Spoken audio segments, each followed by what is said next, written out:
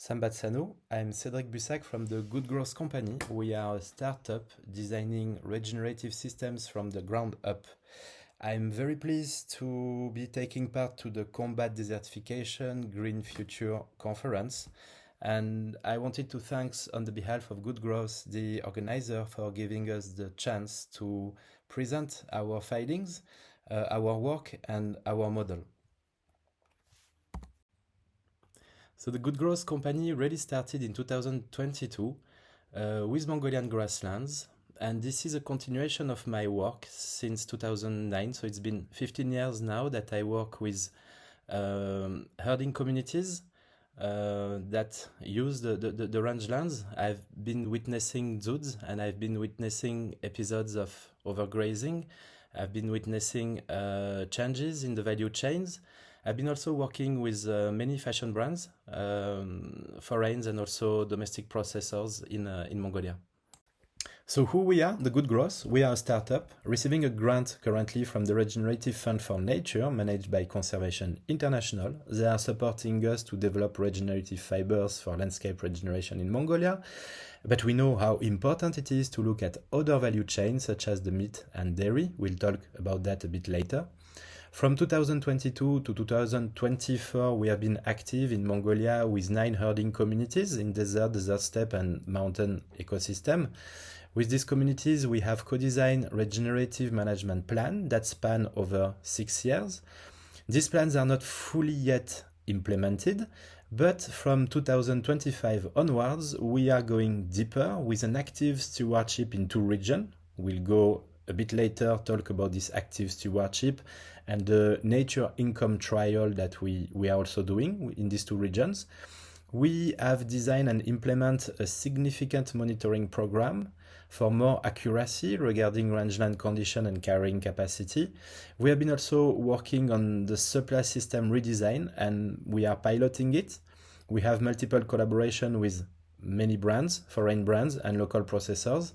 And we are also working with the land banking group on financial design for nature. We'll talk about that a bit in more details later. So August 2026 is the COP desertification in Mongolia, and we would like to showcase what regeneration looks like at this COP in partnership with the fashion brands that we work with and several Mongolian stakeholders. Let me make this statement early in the presentation. Restoring rangeland, tackling overgrazing is a big issue for us. If we want to improve rangeland's condition and productivity, controlling livestock number is key. According to our experiences with communities from the Gobi to the forest steppe, in most of the case, the consensus is that numbers have to reduce. And sometimes they have to reduce drastically if we want to see a positive effect on the rangeland condition, so the plant biodiversity, and if we want to see a positive effect on soil condition, including carbon sequestration. But in most of the place, indeed, we need a bit of help from nature. Let's look at a concrete example. 2024, this series of photos were taken not very far from Dalanzangad, and it was a happy accident. The plan had been to reduce animal numbers slowly over time in order to maintain herd integrity, but after 2 dry summers, the herders decided to destock rapidly. There were several outcomes to that. They got an income boost for livestock sales that cushioned somewhat their income loss for the cashmere. The community suffered 0 mortality during the winter, the zood, and avoided the cost of buying fodder. And when it rained for a couple of days, the lower number of grazers helped the grass to return. Our conclusion is that faster destocking is possible and even preferable. This is a diagram from the catalogue of the state and transition models of Mongolian rangelands, published by ΑΜЬΣΓΑΛЫΝ, NAMEM, and МНFPUG. The red path is what is happening in most of the places we work with today. Rangeland condition degradation. The plant communities are being replaced for less palatable species. The total biomass of the place, so the productivity of the rangeland, is also decreasing. And the carrying capacity is therefore decreasing. But we can also note that the opposite path is possible. After a few years of good rangeland management practices that include less livestock, rangeland recovers and its productivity grows. allowing for more grazers on the land. This can happen when there is no zood, when the weather conditions are somewhat normal. We work with communities where 80% of the income is from Kashmir, and not very far from here, in South Gobi. This creates a situation of quasi-monoculture with the same consequences any monoculture has across the world. It means environmental damage, loss of value for other products, no local added value, and no payments for ecosystem services. The model we are developing with the fashion brands, with herding communities, and with financial institutions is based on what is needed for communities to adapt their practices to a changing climate.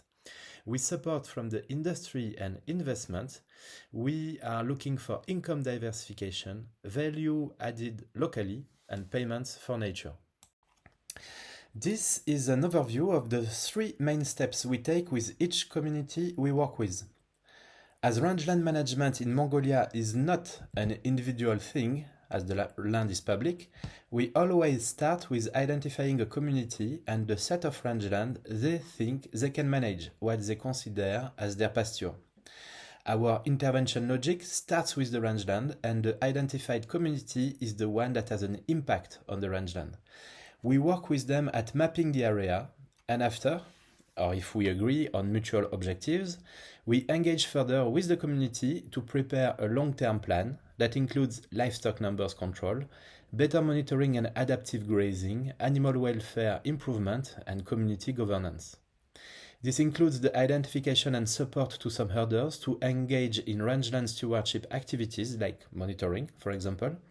The last step is to organize a coalition of supply chain partners, start diversifying income, introduce salaries for stewards, what we call nature income, and step up the landscape intelligence to facilitate adaptive grazing and at the same time create opportunities to deliver and claim impact value for our supply system partners. We currently work with 18 communities of different sizes from 6 to 24 households and in different ecosystems, as you can see on this map. Let's try to understand a bit better what good growth means by redesigning value creation for nature. Basically, what we encompass is a shift from extractive to regenerative agriculture, where producers currently focused on their livestock become stewards, focusing on nature. Today, the demand drives volumes, and tomorrow, in regenerative system, nature drives volume. Today, we have transactions that we want to turn into commitments between the communities and the value chain stakeholders. We want to move from a single community to the total landscape value, so not only products, but also carbon, biodiversity, and finally, it's a shift from an economy of scale to an economy of scope. The foundation of our model, as I was saying before, is a strong monitoring system. So this is a presentation, an overview of what we do with Eureka, our partner in Mongolia. Our monitoring system is participative. We work with the communities to collect data, and it's designed for the communities. So we really think that at the beginning of the monitoring that we imagine is how the data we're going to produce will be useful for the communities. So the primary observation is a mix of ground truthing, satellite, drone, and photo monitoring based on smartphones, herder smartphones. Then there is the analytic part, and there is a cloud-based digital hub, which is actually very useful for us, and we process this information into data that we can share, maps, tables that we can share with the herders. This monitoring system is based on nature rhythm, summer, autumn, winter, spring, the season, what's happening with the plants, when they start growing, when they don't grow, when the precipitations are happening is also important. So based on nature rhythm, we designed this monitoring system to measure carrying capacities every 10 days, recovery class for rangeland condition once a year. We have seasonal carrying capacities. We also do animal welfare monitoring.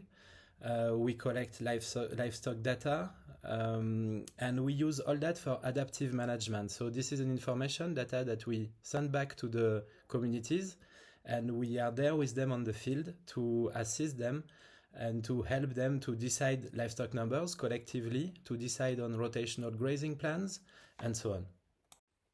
Our monitoring system and adaptive management by communities is directly plugged into multiple value streams, from product diversification, local added value, and income from nature, such as the stewardship income and income from carbon and biodiversity gains. If we focus on value streams generated by livestock products, we are piloting a collaborative value system we call ķerkulan. We are creating clubs of buyers of fibers that are aligned with what each landscape and community can produce while respecting nature's limits. We started this year with fibers, and we are in parallel looking at introducing players from the meat and dairy sector. To end this presentation, we'll now talk about building the regenerative system that we have been talking about. Those are headlines on value systems and finance that work for nature. To develop end-to-end regenerative businesses, we are starting in the landscape. The work we do on the ground in Mongolia, the monitoring work with Eureka, the adaptive management with the communities, this is where it all starts from. We build ķerkulan, these clubs of buyers, based on what nature can offer us. And we are also looking at an investment platform that we call Marmota. We are looking at how to design financial investment structure to create value through regeneration. The same information presented differently. It all starts with the landscape, this model for rangeland regeneration. We have collaborative value system, ķerkulan, multiple value streams, delivering regeneration, and this Marmota, the nature investment platform, which is finance designed for nature. An overview of Marmota, our investment platform that enables multiple stakeholders to invest in enterprises across the whole value system while also contributing to and benefiting from the impact value. Different investors, different value streams, different levels of risk, all require a variable capital structure, bringing together several different sub-funds. We have identified 7 lighthouse ventures across good landscape, total landscape monitoring and landscape stewards, nature income and nature-led supply systems, material innovation, zero water processing, and finally regenerative materials impact. And as a conclusion, this is our current status. Across the 3 work streams. Good landscape, we are working with 11 communities. We are piloting stewardship and monitoring with 2 communities in Bayahangar. We pay attention to be as precise as possible when measuring carrying capacities. In parallel to that, last year we facilitated the trade of 4.5 tons of cashmere. And for 2026, we have a collaboration with Ralph Lauren on Mongolian sheep wool. And we have several brands wishing to collaborate. Again, Marmota, the concept, we just finished developing the concept in 2025 with the land banking groups and Volans. We are seeing funding for integration programs, and we hope to be able to launch a minimal viable version in 2027. Thank you very much for your attention, and I wish you a good afternoon.